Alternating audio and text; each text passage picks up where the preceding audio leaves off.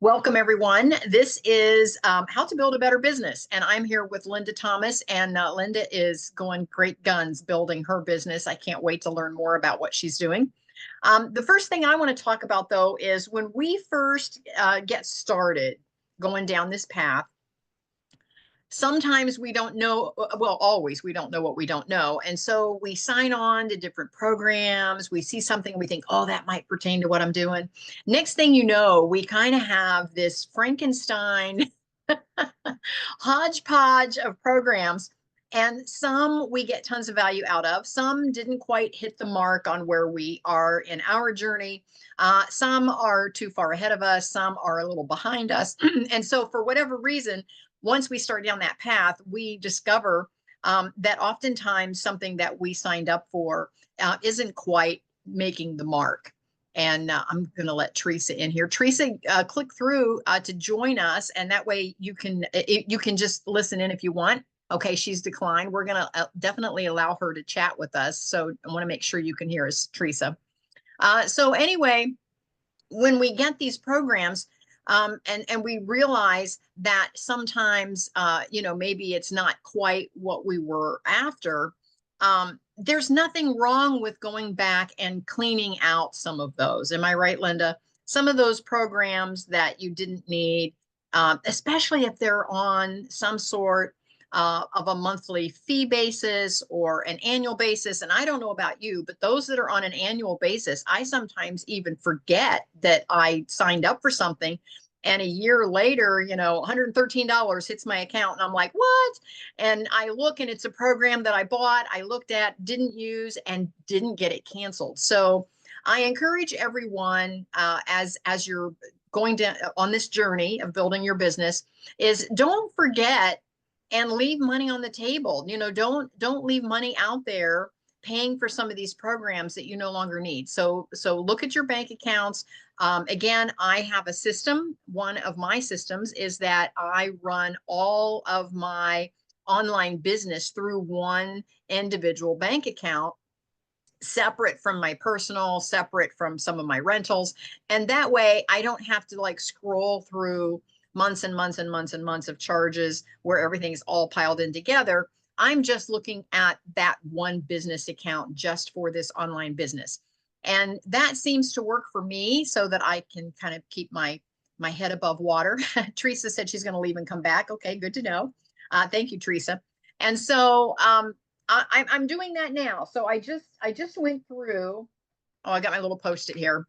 I just went through yesterday. I've got my little post-it note, and I have 1, 2, 3, 4, 5, 6, 7 things that I deleted just last night that I'm no longer using or have never even really used to begin with, because sometimes you find something you like better. And sometimes, the sales funnels are good. We talk about sales funnels. They're good. Some of them are so good that you click through and buy something, and then you realize after you purchased it that it really didn't hit the mark for you. So again, don't forget to clean that up. So that's kind of my journey right now today.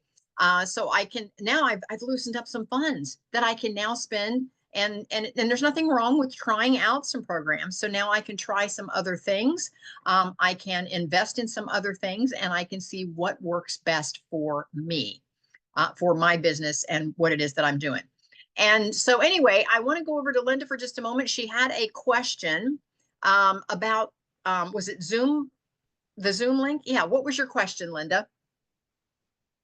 Oh, you're on mute. So like I said, can you hear me now? Yes. Great. So I know that in your Zoom calls, you have told people to, if they want to have the like a direct link to this particular meeting, um, click on the green shield and grab Mm-hmm. that link.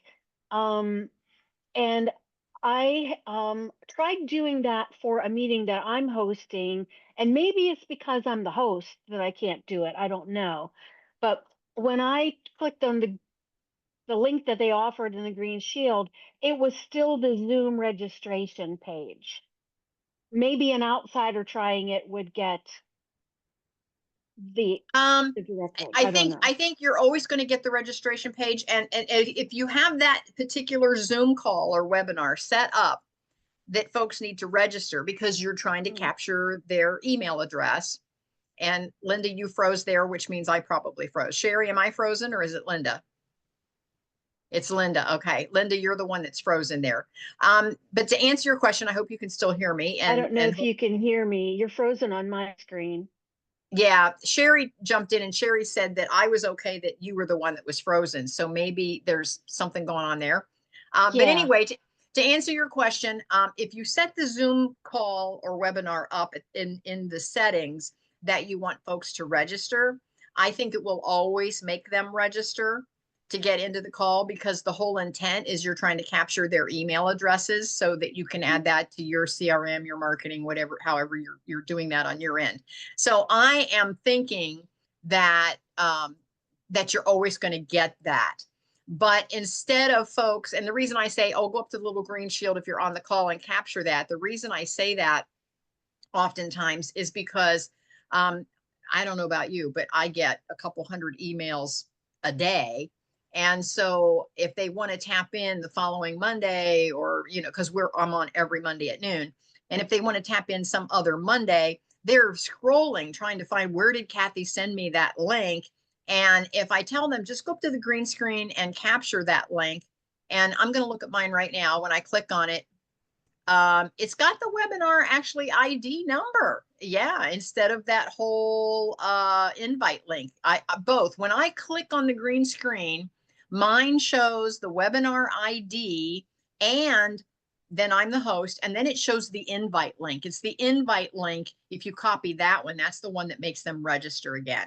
The webinar ID should bring them directly into the webinar. It's just the, what, 1, 2, 3, 4, 5, 6, 7, 8, 9, 10, 11. It's an 11-digit number. And Okay. it's not that whole invite link. So I think that webinar ID should get them straight into the call. The invite link is what takes them back through registration again. But either way, whichever one they click on and save in their calendar, it'll be in their calendar and they'll be able to just click right on it. And even if they have to put in their, email again to get the actual webinar link, it's still a faster route than scrolling through all their emails trying to find one. Now, I also say this, for those of you that are using Google Calendar, I put all of my events on a Google Calendar. And for those of you on this call, you may have seen that, where you can just click on the calendar and it has everything on the calendar. They can save a particular Monday on their calendar. It automatically copies it over to their calendar, or they can copy my entire event calendar into their, if they go, oh, I want all of Kathy's events. I want to pick and choose throughout the month. I want them all to be on my calendar. They can actually choose to do that right on Google Calendar. And it's at the bottom of the calendar where you can click through and it'll come right over into their calendar as well. So you can tell your students that they could do that if you had a calendar where you have everything listed. Is that helpful? It is. It is. My goal was for people who opted in for text reminders to give them, they're already on my list. So I'm not seeking to add them again, of course. And I'd like Right. to make it just a little bit more streamlined for them, just as a convenience and a courtesy. Mm-hmm. But my initial attempt with the link was taking me to the registration page, and the event has a password. So I would need to give them that 11 Yes. digit or whatever and the And the password. password, and make it's still a little easier because you have less stuff on your phone than Right. going into Pandora's box with all of your emails. Well, and it doesn't make them feel like they're an outsider having to sign up every time. I know. I want them to feel like they're insiders, and I want that Yes. convenience for them. Yes. So again, when I click on the little green shield on my call right here, it gives me, does it give you, if you click on that on your computer, does it give you the webinar ID? The It one that starts does. with, yes. And then it shows me as the host, and then it has that invite link. So I'm thinking that, and mine does not have a password. Mine is where I Yeah. have to let them in to the call individually. So, um, But so I I'm think thinking, you are an actual webinar, and I'm not. I'm a okay. meeting, so I think that's the difference. Okay, okay. And for those of you that are listening, there is a difference between meeting on Zoom and a webinar on Zoom. And I chose the webinar feature. I pay more for that, for those of you that are listening, because I had a big real estate call and I was getting some crank callers. I was getting like 200 people on a call and I couldn't monitor that many by myself. And then some folks were deciding to disrupt the call just for the fun of it. Probably some college guys that were doing it as a prank. And so I went to webinar, so I had more control over the call, if that's helpful. Welcome, Sherry. How are you? Yay, I get to see Sherry on Friday. I don't get to Hi, see her very often. I get to see her in person. She's coming into Columbus, Ohio. I Sherry, have cards ready for oh, Friday and all kinds of okay. fun stuff. I saw you doing your little grab bags, putting together your little gift bags or whatever it was. I saw Yep. that. So good for you. Good, good, good. So I'm just excited to get to see you. Estella is not going to be on today. She texted me and said she had another commitment. I haven't heard from Debbie for a while. For those of you that know Debbie, please reach out. She's had some very major surgery a while back, and I'm not sure how she's recovering. So reach out to her and give her a little bit of loving. So um, last time we were on, we talked about on building a better business. We talked about our free offer. We've gone all the way through our VPS, what our value proposition statement is. Our serving is our selling. We talked about our story. And we talked about how to be a guide on your website and make your client the hero. And then we started talking about putting together offers. And our first one was our free offer. And today is our first base offer. And so I want to share what I did. And I think you guys will appreciate this on this call. Let me go to my screen. And here is the website. And I'll make this rather quick because I bore everybody with this every time. And when you come over to the More button and click on the More button, we're under the Entrepreneurs and Solopreneurs today. And I'm going to go straight to the screen that I'm working on. And this is the screen. Let me see if I can get the blue off of there. These are the 4 ingredients for creating an offer that customers can't refuse. Now, I'm not going to read this to you, but I'm just going to give you some examples. Like, sign up for our free newsletter. Okay, that wouldn't necessarily tap anybody's toe. But if you say register for your free copy of the 7 deadliest sins of small business marketing, are you guilty? Then all of a sudden people are like, oh, okay, that sounds like something. And, and then they can get some great ideas for growing their business delivered to their inbox. Well, what they're doing is they're signing up for your newsletter, but you've just worded it different. And so all I'm saying is pay attention to how you word some of your offers.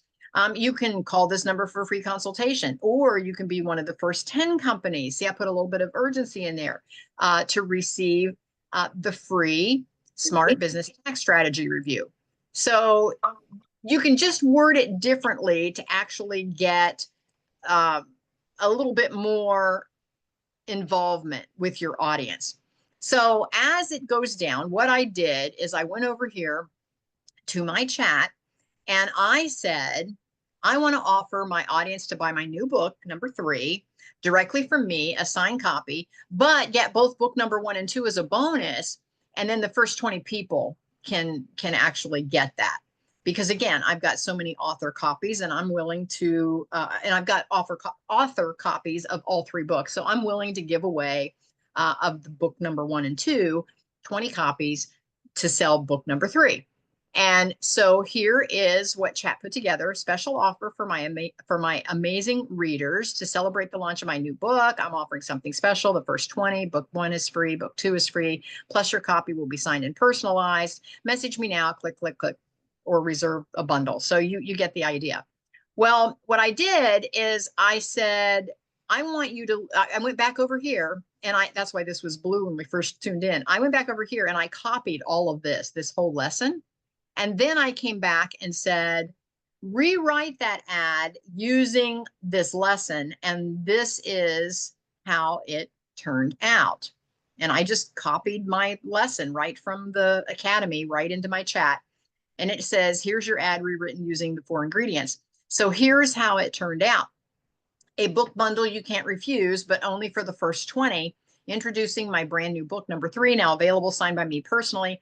But I'm not just offering a book, I'm giving the first 20 readers something extra special. Buy my newest release, number 3, directly from me and receive a personally signed copy. Then you get book 1 for free, book 2 for free, a beautifully bundled set shipped straight to your door. That's all 3 books. I can put in my value there for the price of 1, exclusively for the first 20 fast responders. And why this matters to you: these books aren't just stories. See, now here I'm going to try to hit their pain points. They're guides too. Now I can insert in here the emotional transformational benefit that my books provide. See, this is where you can make it personal.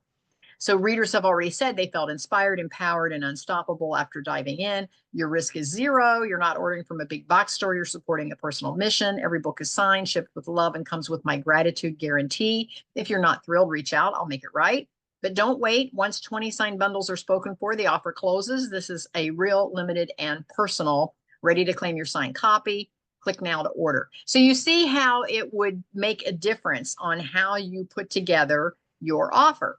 So I want to, and Sherry, I'm going to put here, because I know you've been working a lot on your business. I'm going to make you a co-host. That way you can share your screen if you want. And Linda, I'm going to make you a co-host so you can share your screen if you want. And so I want to go over to either Sherry or Linda, whichever one, give me a hand. Who wants to share an offer they've most recently put together, and how did you use those components of putting some urgency into the request, into your offer, and answering some of the pain points of your audience? Any takers? Should I let out what I'm going to plan on doing on Friday? Sure, sure. So there's urgency with it because it's like a 1-day offer. Because it's going to pass, right? Yes. Yeah. So I am a member of a book study group of authors that wrote between 1900 and 1930. Okay. Napoleon Hill was one of the most famous ones of that group, but there were many others and many other stories in that era that affect how business is run today. It also is part of like that whole cyclical history thing, because history repeats itself. And the offer that I'm making on Friday is to become part of this membership site, but I also want to add on something personal to the people that are there, that we have our own private mastermind group to help each other in our group expand their own business. Because what happens in the big group is there's so many people there, you kind of get lost. So I wanted to create this smaller group as well. So they're joining a mastermind that is nationally renowned, so they can get into all of those and then have personal, small group interactions to help get unstuck where they are stuck. So that's what's happening on Friday.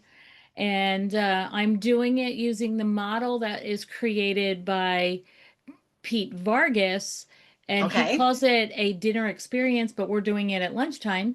So we're doing the lunch experience. So some of the intricacies of how that works will be something maybe different than what you've seen before, because it's not a lunch and learn. It's something different than that. Okay. So can you describe what his process is for his dinner meetup? That you're kind of tweaking it to be a lunch meetup, but describe what his system says. So we end up with a topic to talk about during that, and every meeting can be a whole lot different, but you have a meeting to talk about, and you have to share a give in response to the topic. Okay.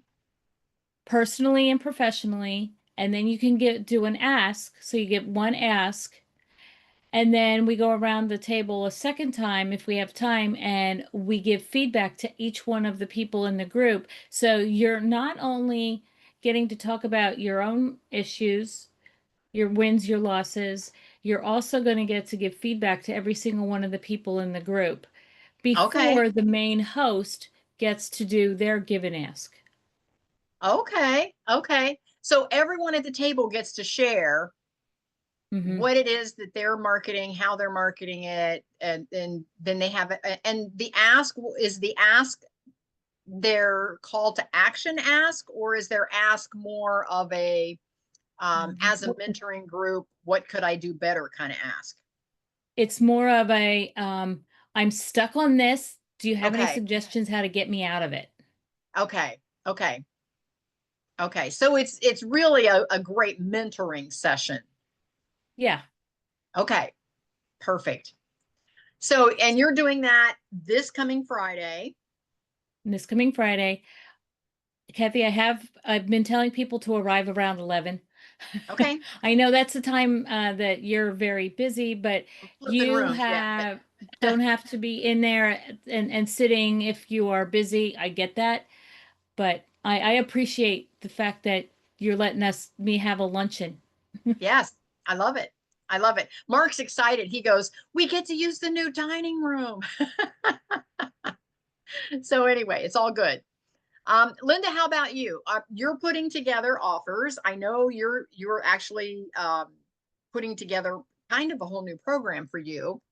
And I don't know if you have your free offer already, if you're doing a free offer or you have your first space offer, but talk to us about what you're doing and what that looks like for your business. The Oh, free we don't offer hear. would be, There you go. is it is it kicking in? Okay. Yep. For me, the free offer is the meetup. And we meet twice a month. Okay, for Um, those of you that are listening, it's on meetup.com. She simply has created, she has a meetup group there. She's created mhm. an account and she has put her events right there. It's a search engine separate from like any other social media, Facebook or Instagram or whatever. It's a whole separate platform called meetup.com. And I find a lot of my folks come from there as well. So if you're putting together a program, that might be something to look at. So I just wanted to interrupt Linda long enough to explain what that was. Yeah, it's nice to not have people be confused or lost when you're describing something. So it's on that platform. It's called the Automated Entrepreneur. Um, and so that whole experience for people is free. I'm considering that my free offer. Um, and really just getting that off the ground has been primary for me. And I'll be um, advancing and creating more as I go. I want to nurture the email list more and continue to provide value. I just started something where when I give the replays, I'm going to provide a one pager like recap of what we talked about and some of the best ahas that attendees came away with and that kind of thing. I feel that that's a good value add for folks. And then And it'll also drive more folks to the event because they'll say, oh, this is what I've been looking for, some feedback. yeah, And yeah, and if they share it, there's a CTA, a call to action at the bottom, which provides the link to find out more about the meetup event. So if somebody felt that that was share worthy, um, someone else may find me because of that. I love it. I love it. So what is your first event look like? Well, we've That, had it. We've had okay. two, and tomorrow's my third. Okay. How's it going then? It's going very well. A nice attendance so far, and growth, of course, an established group of already more than 200 members. It's just a matter of them fitting it into their schedule and getting their interest intrigued. Um, and then because of some things going on in my world, travel and whatnot, I haven't been marketing to the web yet. So I'll begin Okay. doing that, and that'll bring in out outside people as opposed to the inner circle who are already part of that group.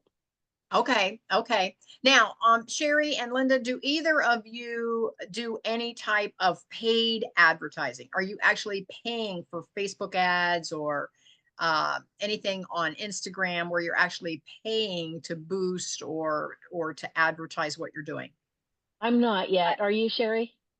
I tried and I got hacked in Meta and I have stopped. I have disconnected my Meta payment because I don't trust them anymore. So I was for a little while, but got money taken and so I got out of it. Wow. It's share with us what happened so that we don't step in the same situation. Sure. So when you start doing ads on Facebook, you'll get inundated with emails and messenger uh people. You'll get comments like they were just coming from everywhere. You have stepped on intellectual prop it was always intellectual property violations, and one day I made the mistake. I thought I was actually responding to an email from Meta. What I found out is Meta will not email you unless you go into their platform and talk to them first, then you'll get an email. So if you do this, make sure that you're talking to Meta before you ever do an email. And that was my mistake, is I responded and they ended up being able to get access to my bank account and then started taking money, and I lost about $300 over the span of 48 hours. Oh, Sherry. It took 12 weeks with Michael and I working together to get it back. It took probably 6 to 8 hours when I realized what was going on to get them to stop taking money. Like, they were changing my passwords quicker than I could. So I Oh my, was glad I had Michael, because I would have had to close my account because I couldn't figure out what I was doing, because he was going in and doing fit things faster than I could imagine. yeah. So Yeah. have a techie available if something does happen. But yeah, don't reach out if you get an email that says it's from Meta unless you have just done something on the Facebook site that they need to respond to you. That's the only time you respond on email. Well, and to clarify a little bit more what Sherry's talking about, I haven't done any paid advertising. So my bank account is not connected to Meta at all because I've not done any paid advertising. However, I do have a couple of pages. I have our Build a Better Business page is a whole separate page from my profile page, and I have a separate page for my Caraway Guest House. And so I just post, that we had this meetup, or I'll post on the guest house that we had these wonderful guests. And I sometimes in my notifications on Facebook, I'll get a notification that says I have violated Meta policies and please click through to dispute this, blah, blah, blah. And that's a scam. But if you don't realize that it's a scam, like Sherry, you could say, oh my gosh, what did I do to violate policies? All I did was make a post that we had wonderful guests. And so you're very tempted, if you're kind of new at this, you're very tempted to click on that thinking you've actually done something, because they say, oh, if you don't respond, we're going to delete your page. They really make it sound like you're in trouble. And so if you don't know any better, you think, oh, I better click on that and see what I did wrong. And so anyway, I just did a little research and realized that was a scam tactic. And Sherry, am I correct that you fell for something similar to that? Yeah, that's a scam tactic because it does make it sounds very real, and it sounds very urgent, and it sounds like you could lose all your work that you've done already because they're going to just delete your page. And so you have a tendency to want to fix it. And so just be careful of those and don't click on any of those. What I do now, whether it's an email, whether it's a text message, whether it's in my Facebook notifications, I don't care where I get a message. If it says you have a problem, you need to contact us, I get totally out of it and I go directly to the source. So if it's my bank saying, oh, you need to click here because, you know, your last payment is going to bounce, I don't click through there to fix it. I go clear out and go directly to my bank. And then my bank will often, well, always so far has said, no, there's no problem. That was a scam. Thank you for not clicking on that. So just do your due diligence and don't click on all those things. So Sherry, I'm so sorry you went through that, because the scammers, they've perfected it. I'm telling you, they've perfected it to make it look so real. They're even now stealing and using whatever organization they're representing or trying to represent. They're actually using their graphics to make it look even more real. Like somebody said that my PayPal was going to get discontinued, and to click through to fix my PayPal account, and they used the actual PayPal graphics to make it look like they were really from PayPal. But again, I pulled clear out of it, went over to my PayPal, signed into my PayPal totally separate, and there was nothing wrong. So just know that those scammers are getting more and more dangerous out there. So be careful with that. Sherry, thank you for sharing that. Not everybody will share something like that. So I appreciate that, because that is a real problem, especially for those that are trying to launch something and, you know, you've not been in this realm before. You know, maybe you worked a regular corporate job over the years and you're trying to do a side hustle and build something on your own. And like most of us, you got to figure it out on the way. So thank you. Tina, how about you? I see that you're with us today. Thank you so much for joining us. Would you like to share a little bit about who you are and what it is that you're doing? She very well might be multitasking. We had another gal on as well, but she had another meeting at 12:30. We had Teresa Nichols on, and so she had to jump off to get to her other meeting. Hi, Tina. How are Hello. you? I am good. I So, am new to this and I haven't done any writing, and I thought this was about writing.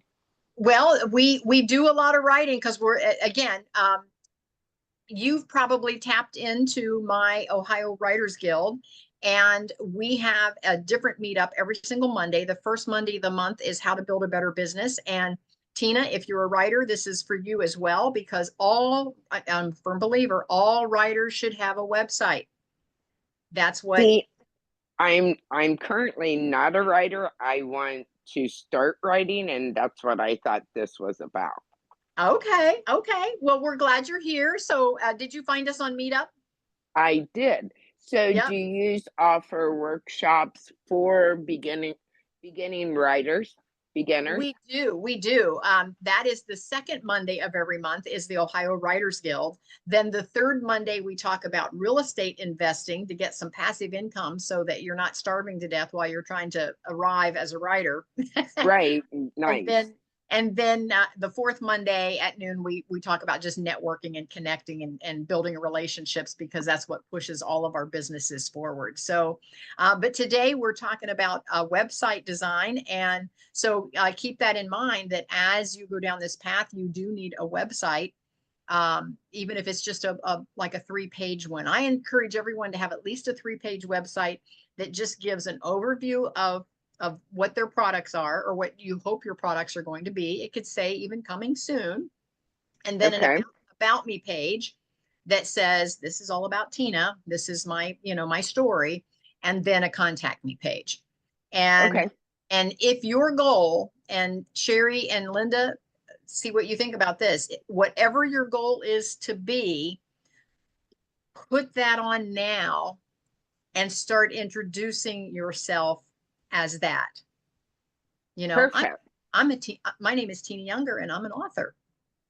Because Okay. if you've even written a blog, if you've posted on Facebook, you're an author.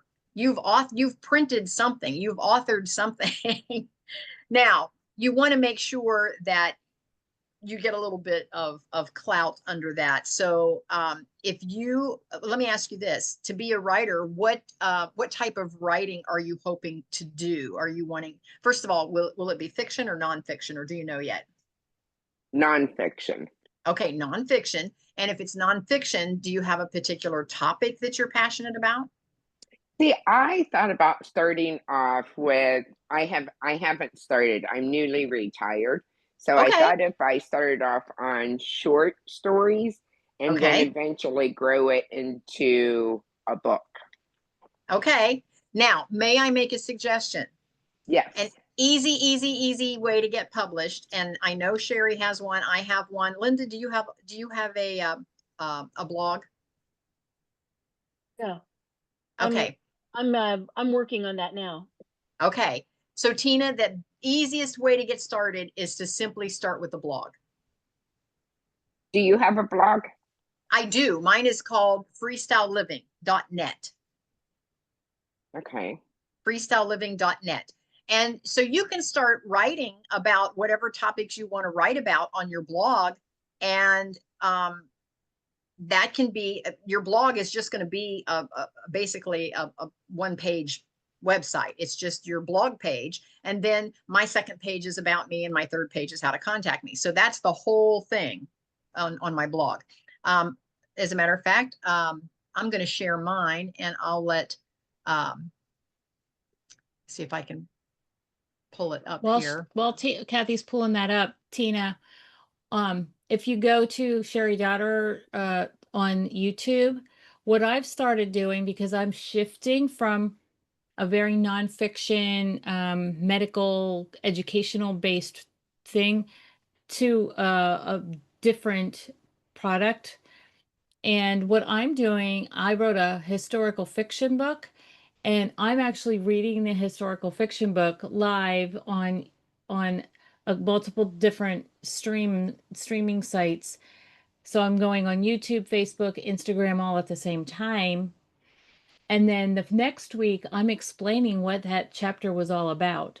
So even though I'm fiction here, I'm based on a historical event. So there is some nonfiction parts, Components, yeah. components. Thank you. That's the right word. Nice. But one of the things that I'm doing to gain interest is I'm actually reading the book in on my channel. So it's just something to think about. If you're doing short stories, you could tell the short story without having to write it, and then if you work that way better, or you can actually physically write it out and then do something else. But if you find it's easier to talk it through, Hmm. do it do it live. It makes it hard. It makes it harder because you're going, oh my gosh, somebody might be watching me, but you're also going to then get feedback from what they say. And then you can take that download from the live event and you can make a transcript out of it and turn that into the book later. Okay. Nice. And And what what? Sherry's talking about is just repurposing her content. Once she creates something, she's repurposing it several different ways to get it. So she's not working so hard.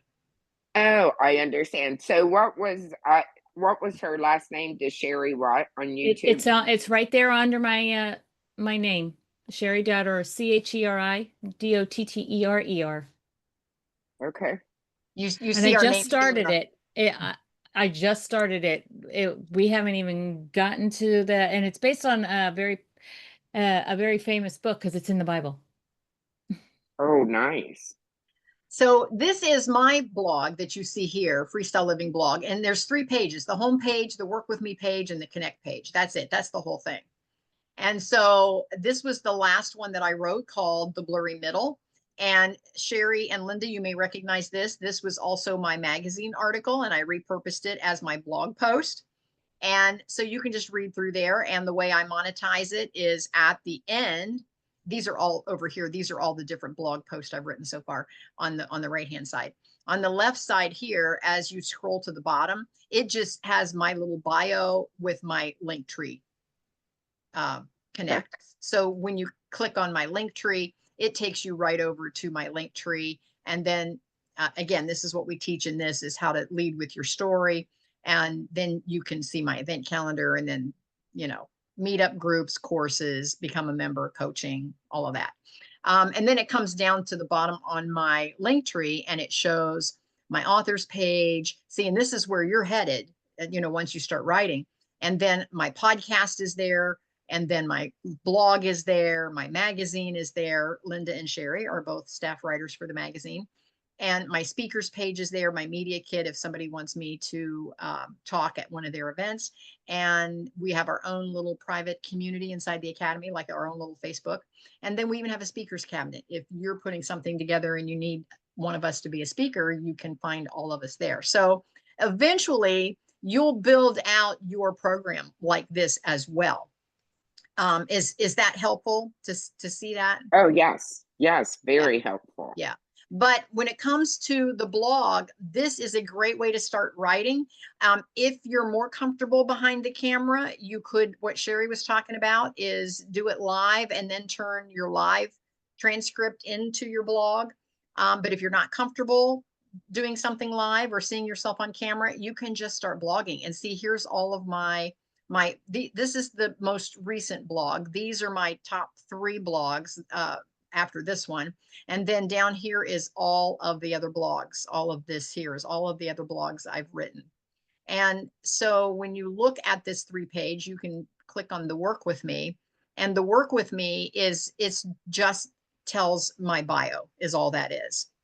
That's all that is the bio. And then the connect page, and that is just how to get in touch with me if somebody wanted to get in touch with me. So it's just a 3-page website is all a blog is. And correct me if I'm wrong, Linda and Sherry, you can get a blog site an actual 3-page website for free all over the place, or very, very limited as far as the cost. I know GoDaddy, where I get my domains, this freestyleliving.net is a domain. I got mine from GoDaddy, and GoDaddy lets me point it to any website I want to point it to. And so I simply went on HostGator, is the site that I use to create my blog, but you don't have to use HostGator. You can kind of explore. You can just go on Google and say, what are the top blogging websites out there?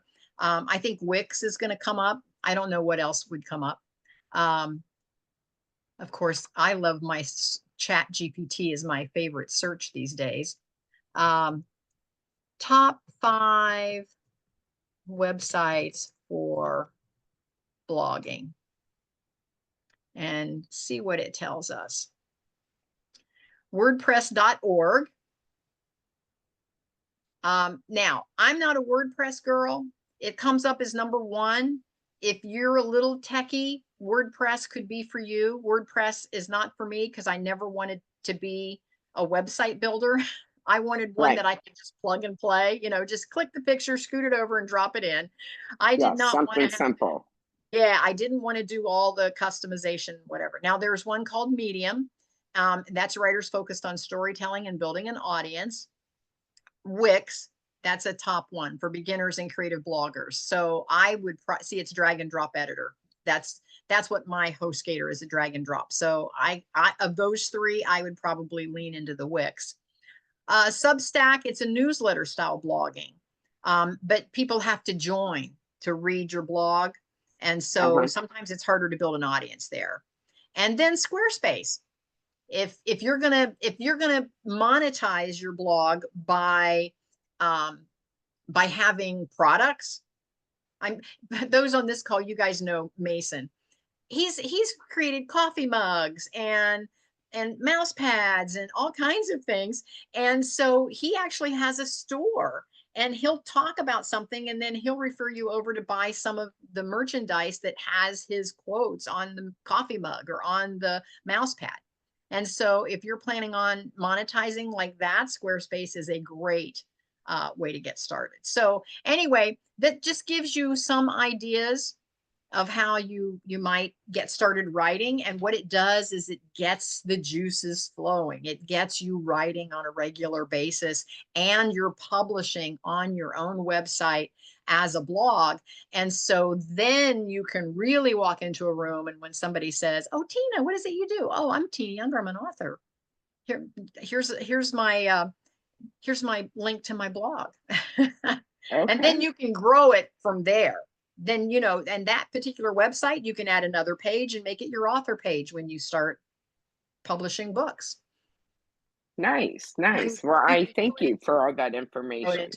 Yeah. So anyhow, see, nothing's by accident. So you were here on purpose. Thank you so much.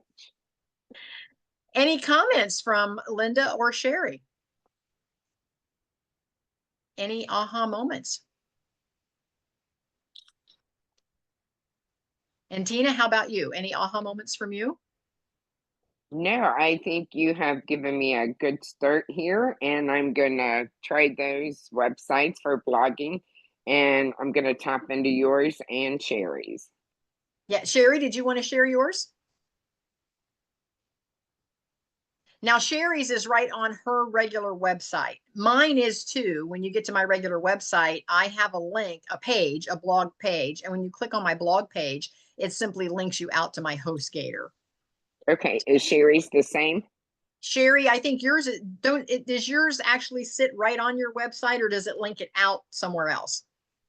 Hers sits right on her website. And I know Linda's got an all-in-one program, and I'm sure Linda's will sit on her website and not link it out somewhere else. I'm using Teachable as my main platform because I started doing courses. That's how I got started. And so Teachable did not have a good blog inside of Teachable. It didn't have a good blog page. So that's why I searched outside and found HostGator. And then I didn't want to, of course, get rid of my courses. And HostGator isn't good for course creation, but Teachable was. So now my Teachable just links to HostGator when you click on my blog. Does that help explain that a little bit? Yes. Yeah. Yes. But Sherry's is right on her website, and Linda's is right on her website. And what is Linda's website? Insert in the chat. My website is just my name, linda-thomas.com. And then mine lands on my resources page, which has a bunch of buttons pointing to different things, articles, services, tools that I use, even pointing to my meetup group. Wonderful. This is a great start for me with a sense of direction, and I appreciate it. So, and eventually you're gonna need a site, because when you're creating digital products, and a lot of times, even though you're going to publish a book down the road, a lot of folks will never purchase your actual paper or hardback book. They'll just get the digital version. And so what happens, we're in such a digital society today that a lot of folks will just say, well, how can I find you and what you offer? And so you're going to have a place at some point to point all of your audience to, which would be your website, however you want to position that. Sherry, did you want to share, or are you in a position to share? I can share.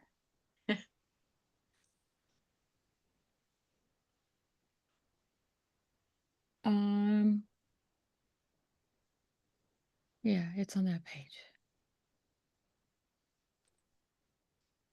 So that's what my blog looks like. I haven't put anything on there for a while. I like it though. Yes, nice. Okay. Very nice. And then, like Kathy, she had the little boxes that had my categories are over here on the right. Okay.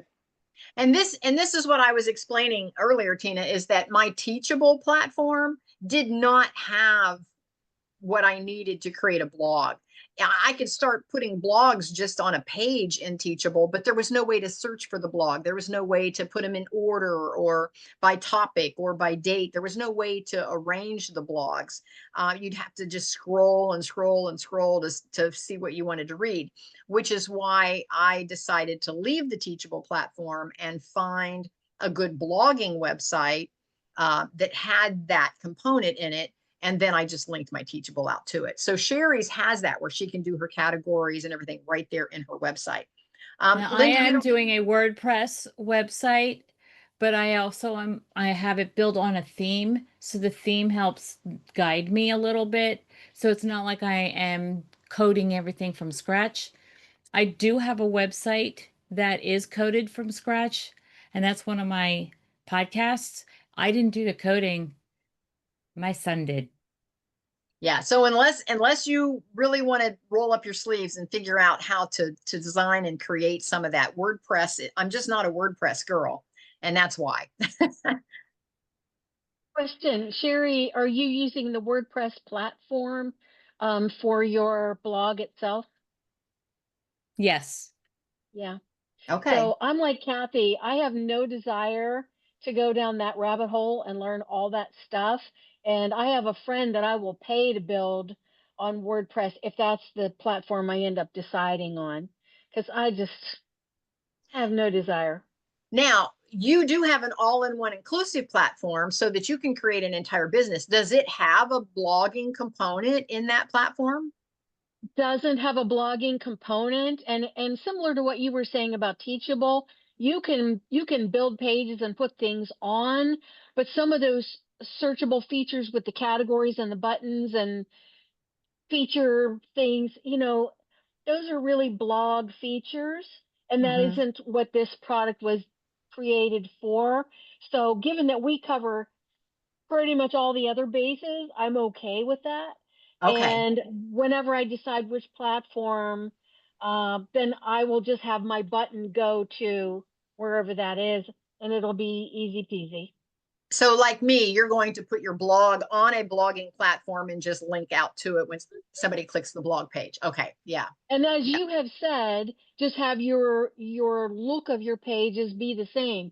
Your Mm-hmm. brand colors, your themes, the Yep. look, and no one even knows or cares that they've gone to another platform. It's all Right. seamless. This, you can see now, this is my actual website on Teachable. And I'm going to get rid of my drop down bar. And so Tina, especially because Linda and Sherry have seen this a zillion times, but Tina, this is my actual website. And I'm not going to scroll through the whole thing, but as you scroll down, you can see, step 1, step 2, step 3, et cetera, et cetera. But when you click on the little drop down bar here, if you scroll long enough on the home page, you'll get to the blog. But if you click down on the more button and come down, there is my blog right here. So if somebody clicks on the blog tab, and this is what Linda was talking about, you see the colors, you see this burgundy color here. Mm-hmm. What I Yes. did is I went into, when I picked this burgundy color for Teachable, I paid attention to the color code. Okay. Okay. Then when I came over here to my blog, which is a whole separate website, which is on HostGator, and whereas this is Teachable, when you click on my Freestyle Living blog, and it always takes a minute, I use the same color code Okay. with the burgundy. That way I didn't want my readers to feel like they left my website.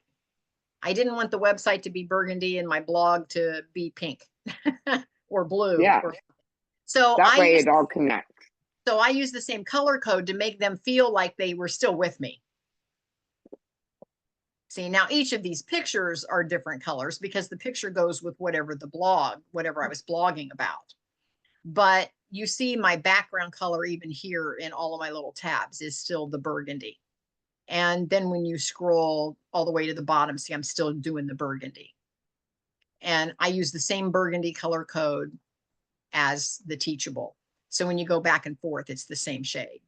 So hopefully that helps explain what it is that we're doing. Tina, do you know how to find those codes on your No, I colors? don't.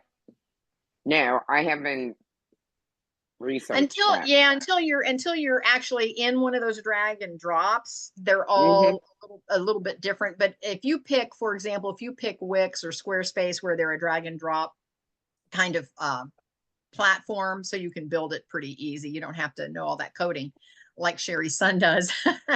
At that point, you'll kind of see where the code comes up, because when you go to pick a color, it'll show you the color wheel and the actual numbers of the color code.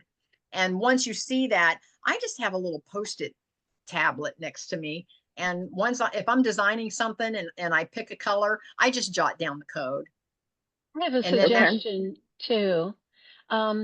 So Tina, if you're kind of looking around at websites or just things that you like, do you happen to use which browser do you use for internet browsing?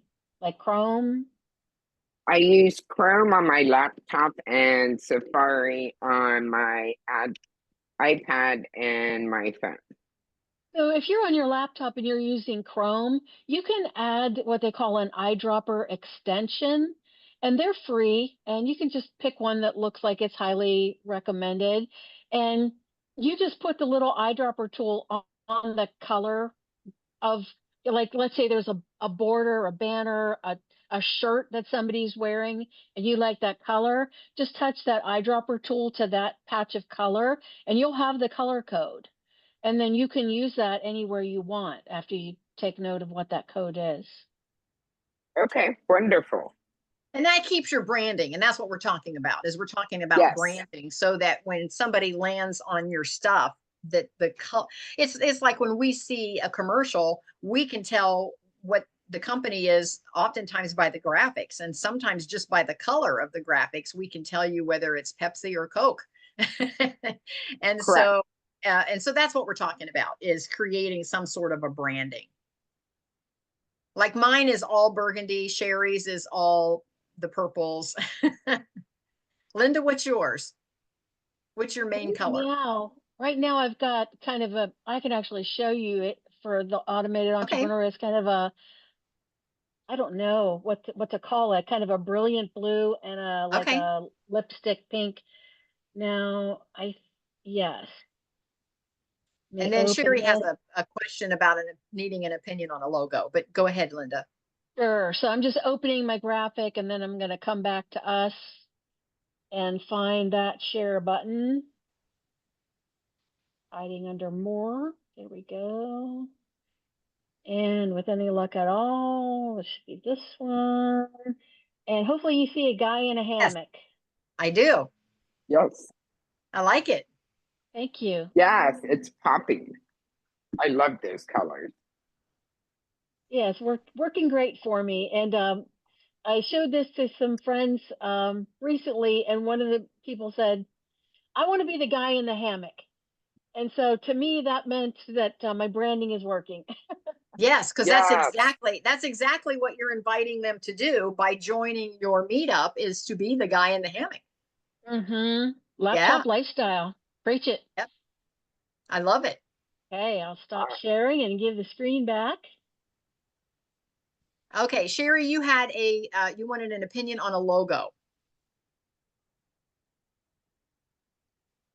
Now, again, my logo, because I'm teaching, is an open burgundy book that says Kathy Benner International Academy on it. That's my logo. And so anytime any site asks for a logo, that's the logo I upload. Ah, okay. So you've got the green and the purple. Okay. Nice. Very nice. I do like that. It's very clean and uncluttered. Mm-hmm. It's nice. Sometimes people try to pack in so much of the message they're trying to convey that it gets to be too much. Yes. Yeah, it gets lost.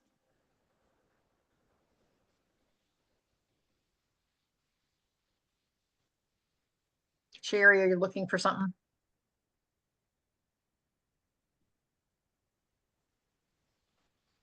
So there we go. It helps if I don't have the mic on. So I have a brand kit here that I've started. I actually have one for my husband and one for his car club, and I can add another one. So what's nice about brand kits is that logo, that color that you found that you love. All of my colors that I use when I'm doing any work on my own stuff is right here. And there's your codes. And those are the codes I'm talking about at the bottom. There is another kind of code, and that is an RGB and sometimes Y code. So those are a little different. They all come back to the same color.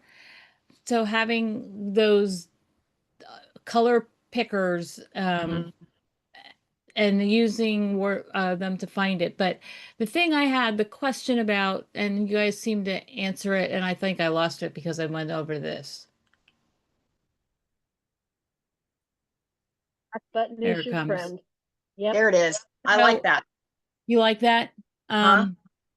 And then what I did was I just took that out for the favicon. So that's the little itty bitty icon that you see up on Mhm. the tab of the page. So when I bring that down, because right now, when I bring that down to the size that it would be for like a favicon, it's Right. gonna kind of look like that, which I know you can't really see it. I couldn't just do the hands because it was one thing and it wouldn't let me download it. So I had to do something else.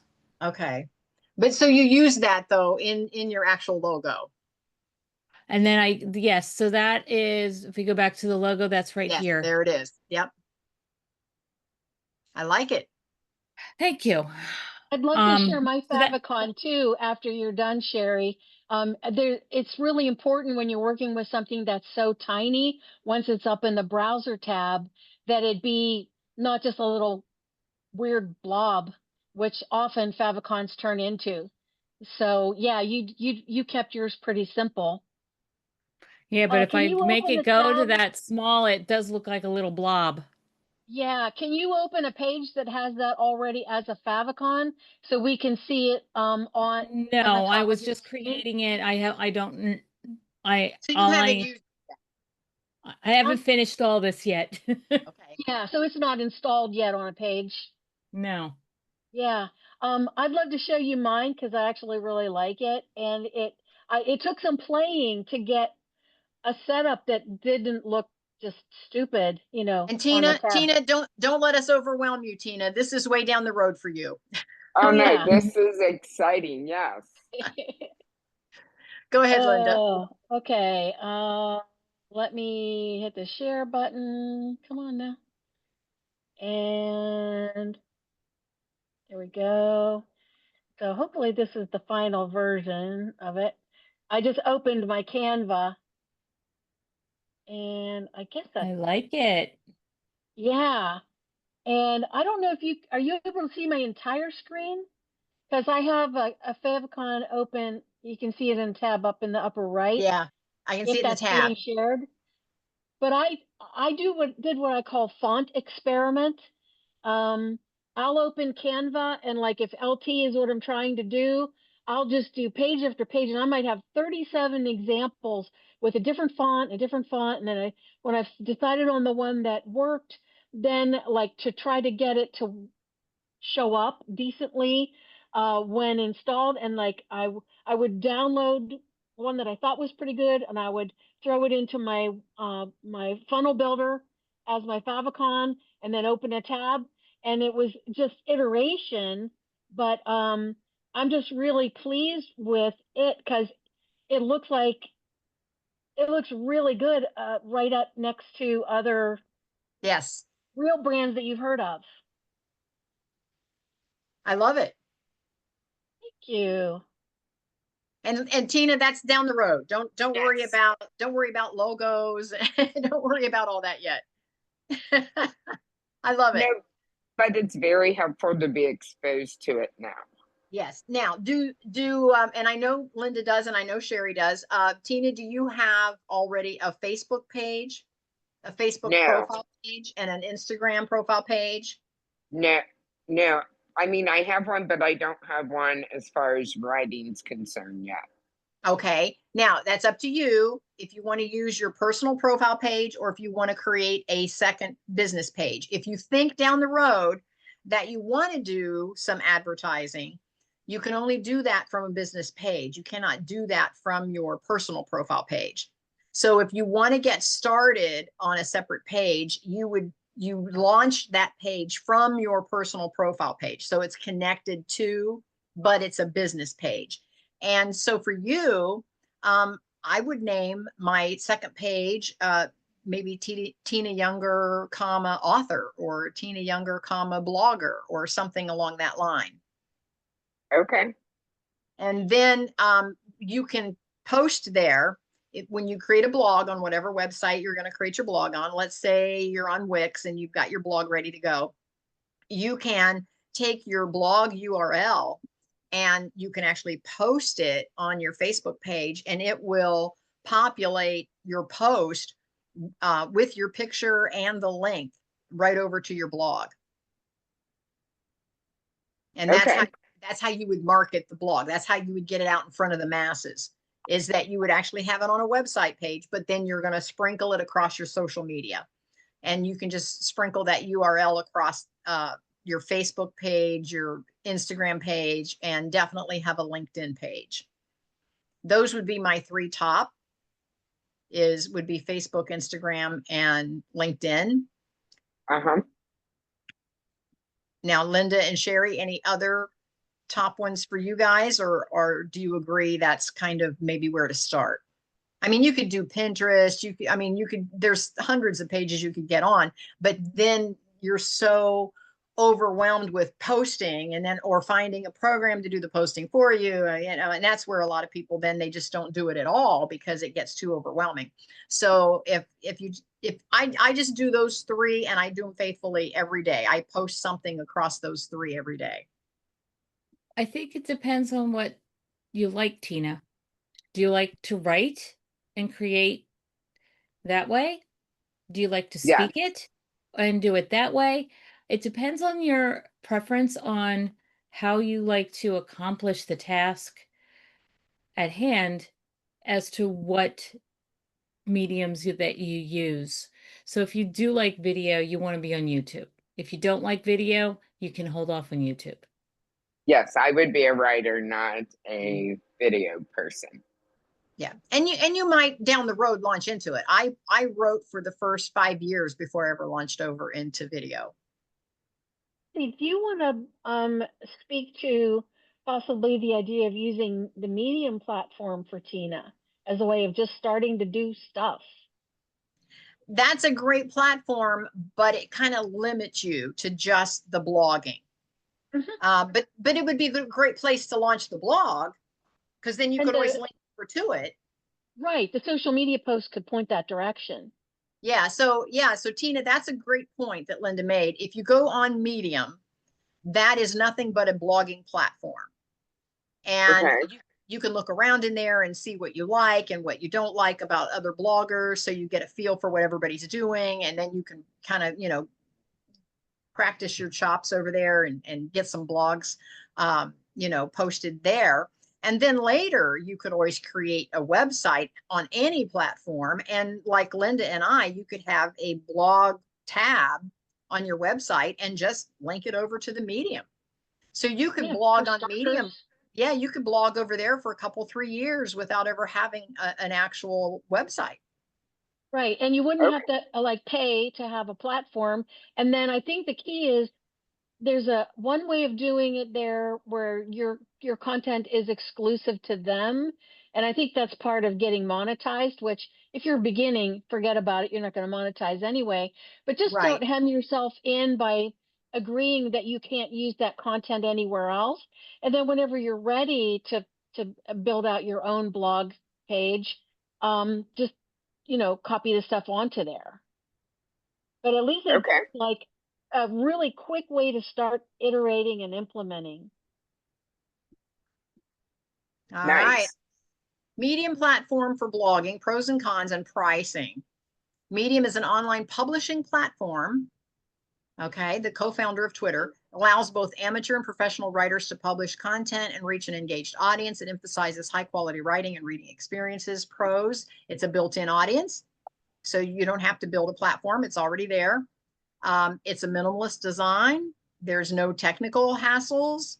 Writers can earn money based on engagement from Medium members measured in reading time, and good for those who write consistently and have high quality content. It ranks well. It's easy to import, so you can import easy. Now, it's lack of control. You don't own your audience or platform because you're basically borrowing the Medium platform, which is great when you don't have a platform. It says they can change its algorithms, policies, or even remove your content. So one thing I will encourage you to do if you're going to use Medium, and it's a great tool to get started, is make sure that whatever you write your blog, make sure that you save a PDF of it, either in Google Docs or Word or something. So in case you do lose it for whatever reason, you still have it. Does that make sense? Yes. Yeah. So make sure you have a copy of it. It's limited branding because again, you're just already on their platform. It's not ideal for business blogs. Monetization is variable. Pricing, it's free. Publish unlimited stories and engage with readers. Yeah. Now you can buy another, a higher program, but there's a free version. You can stay on free forever if you want. Well, and I think that would be a good opportunity when you're first starting off. Yeah. So, and the good news, and we teach this in Build a Better Business. If you don't have a platform, borrow someone else's platform. So you basically would be borrowing the Medium platform for readership, and that would actually get you known as a blogger. And you can start saying, I am a writer. I got stuff on Medium. Yep, you're published. You are, as soon as you publish your first blog there, you're considered published. Okay. I love it. Guess what? We have a new writer with us today, Tina Younger. I love it. Okay, we've gone over today, but this has been fun. Tina, sorry we put you on the spot, but as you can tell. Oh no, this has been wonderful. Great learning experience. Yeah, as you can tell, the rising tide raises all the ships, and we give away everything we possibly can to help our fellow business person step up their game. So thank you for being with us today. We talked early on, I think before you jumped on, if you click the little green shield at the very top, if you're on your computer, it'll show you the webinar ID and also the invitation link. You can click up there and make a copy. You can copy and paste that maybe over in your calendar or wherever, so that you can join us, but you can always go right to the meetup. It's the same link that you found us on today. We're on every Monday at noon, but with a different topic. The actual Ohio Writers Guild, which is all about writing, is on the third Monday. Wonderful. Thank you, ladies, and I appreciate each and every one of you. The writing is on the second Monday. It's the real estate on the third Monday. So the writers is next Monday on the second Monday. So anyway, thank you for being with us. And we're going to go until next time. Linda, thank you so much for being on. Sherry, thank you for jumping on. Sherry, I will see you on Friday. And Tina, don't be a stranger. Come back and see us again. Wonderful. Thank you. All right. We'll see everybody next time. Bye. Bye.